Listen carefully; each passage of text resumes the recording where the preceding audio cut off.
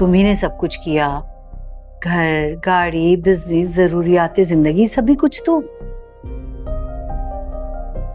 भाई इतना कुछ होने के बावजूद उसके मुतालबात ही नहीं रुक रहे। ये क्या, किस किस्म का इंसान है?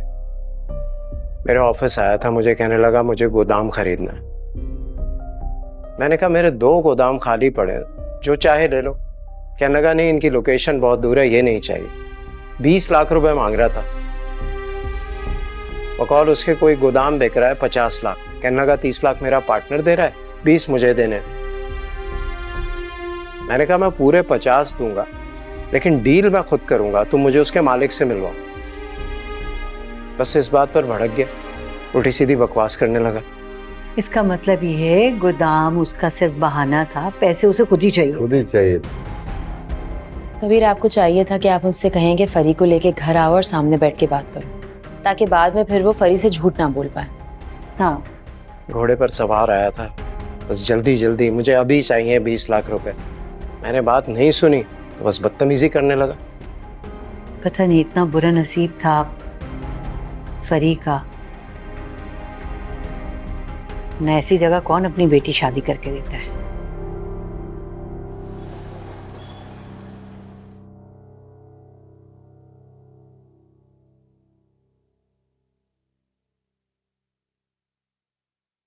फरी, फरी उठ जाओ, खाना खा लो। भूख नहीं है मुझे। सुबह से तुमने कुछ नहीं खाया है, प्लीज उठ जाओ। शोएब, मैंने आपसे कहा ना, मेरा दिल नहीं चाह रहा। क्यों अपने आप को इतनी तकलीफ दे रही हो, और मुझे भी?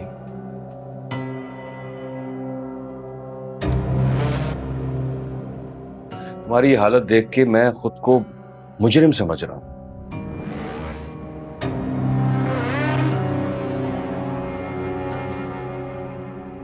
आपको ऐसा कुछ भी समझने की जरूरत नहीं है।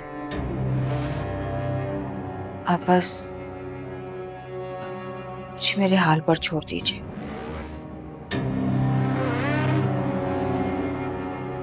मेरा दिल नहीं चाह रहा मैं किसी से भी बात करूं। सुबह से मैंने कुछ नहीं खाया है, इतना तो ख्याल कर। तुम्हें तो अपनी बेटी का भी ख्याल नहीं। अपनी बेटी का ही ख्याल कर लो। अमल कहाँ है? उसे मैंने खाना खिला के सुला दिया। अब मैं तुम्हारे इंतजार में बैठा हूं, कसम से शदीद भूख लगी हुई है। शोएब, आप खाना खा लीजिए, मेरा सच में दिल नहीं चाह रहा। ठीक है, तुम आराम करो, मैं भूखा ही सो जाता हूं। बस एक बात बताऊं, अपने हाथों से मजेदार कढ़ाई बनाई थी और बाहर से गरम गरम नान भी लेकर आया था।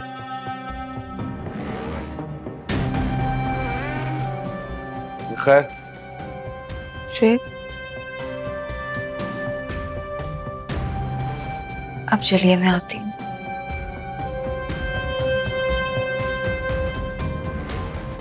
तुम फ्रेश हो जाओ, मैं खाने लगा।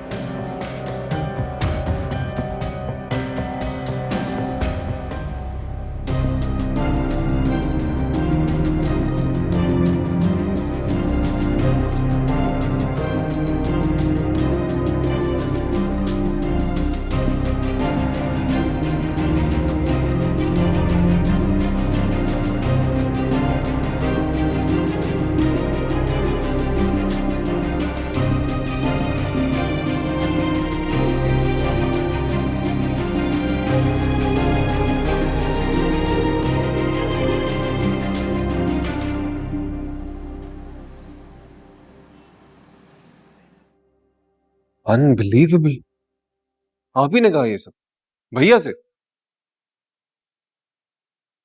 मुझे तो खुद भी यकीन नहीं आ रहा अभी तक।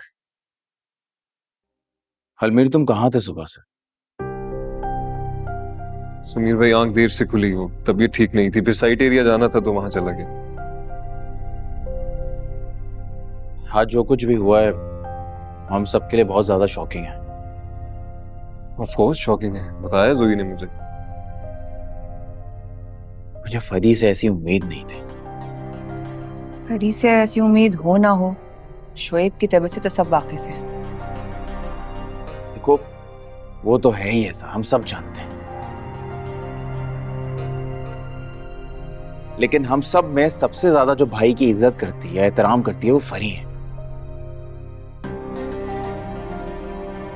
और आज उसी ने भैया के सामने मुंह खोल दिया और कैसे जबान चलाई है उसने, तो हैरत है मुझे। क्या समीर, हैरत की क्या बात?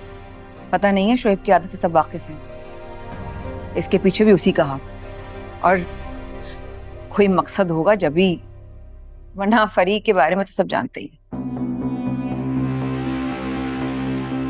लेकिन उसमें इसका क्या फायदा है? उल्टा उसका नुकसान है भैया से बिगाड़ के। समीर बहुत शातिर है वो, और मैं सोच समझ के ये बात कर रही हूँ। इसके पीछे उसकी जो भी चाल हो, लेकिन बगैर किसी मकसद के शोएब नहीं करता कुछ भी। कुछ सोच समझ के ही कह रही हूँ।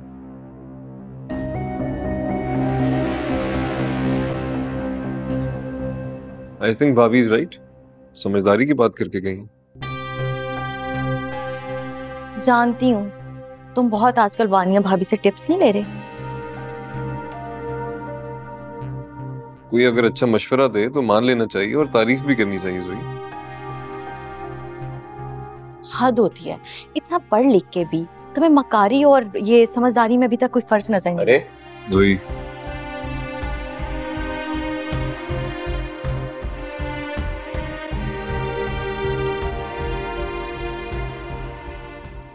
कबीर, आपने वो मिसाल सुनी है, नाखून कभी भी गोश्त से जुदा नहीं होता। इसी तरह खून के रिश्ते होते हैं।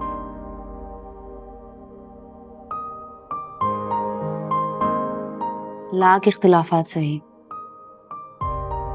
वक्त गुजरने पे सब कुछ ठीक हो जाता है।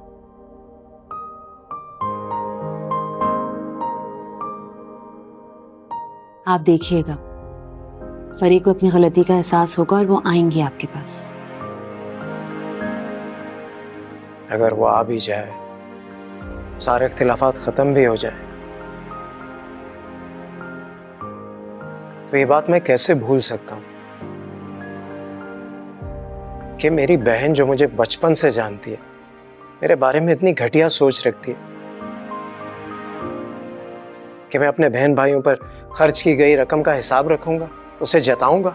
कबीर, गुस्से में और जज्बात में इंसान कह जाता है उल्टी सीधी बातें। मैं कह रही हूं ना, उन्हें एहसास होगा अपनी गलती का, आएंगी आपके पास माफी मांगने।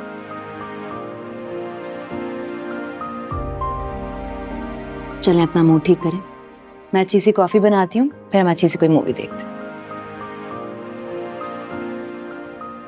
फरी, अगर सिर्फ पैसों के लिए तुम्हारे दिल में मेरी तरफ से इतना गुबार आया है, तो मेरी सारी दौलत तुम पर कुर्बान। तुम खुश रहो, मेरी तो हमेशा यही ख्वाहिश है। मैं अभी तुम्हारे अकाउंट में पैसे ट्रांसफर कर देता हूँ।